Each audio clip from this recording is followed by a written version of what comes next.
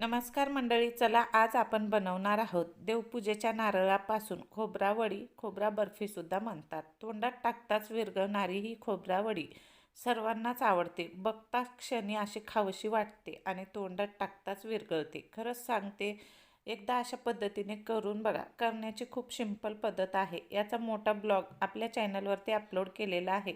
सविस्तर त्यामध्ये माहिती दिलेली आहे. नक्की व्हिडिओला पहा आणि व्हिडिओला लाईक करा. चॅनलवरती नवीन असाल तर चॅनलला नक्की सबस्क्राईब करा। 2 नारळ घेतलेले आहेत खिसून, त्याला मिक्सरला काढून घेतलेला आहे।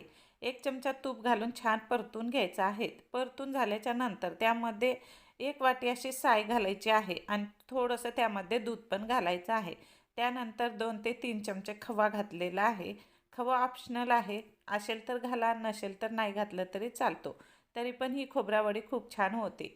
यामध्ये वेलची पूड घातलेली आहे आणि चवीपुरती साखर घातलेली आहे। साखर घालून झाल्याच्या नंतर छान असं मिक्स करून घ्यायचं आहे। जोपर्यंत वडीला तयार होत नाही बर्फी करायला, तोपर्यंत हा खोबरं खीस परतून घ्यायचं आहे।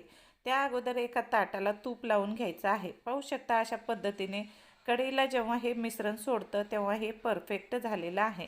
आता तूप लावलेल्या ताटामध्ये ओतून घ्यायचं आहे आणि त्याला छान एका ग्लासच्या किंवा वाटीच्या मदतीने थापून घ्यायचं आहे।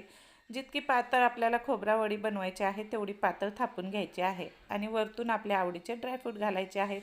छान अर्धा ते 1 तास याला सेट व्हायला ठेवून द्यायचं आहे आणि आपल्या आवडीप्रमाणे छान छान वड्या पाडून घ्यायच्या आहेत। चला तर मग मुलांना डब्यात द्यायला सुद्धा वडी तयार झालेली आहे आणि जेवताना ताटामध्ये गोड खावंसं वाटलं तर वडी उरलेल्या नारळाची वडी तयार झालेली आहे। तुम्हाला कसा वाटला आजचा व्हिडिओ नक्की कमेंट करून सांगा। आपल्या चॅनलवरती नवीन असाल तर नक्की सबस्क्राईब करा, लाईक करा, शेअर करा आणि सबस्क्राईब करायला आणि लाईक करायला विसरू नका। चला तर मग भेटूया पुन्हा। Bye bye.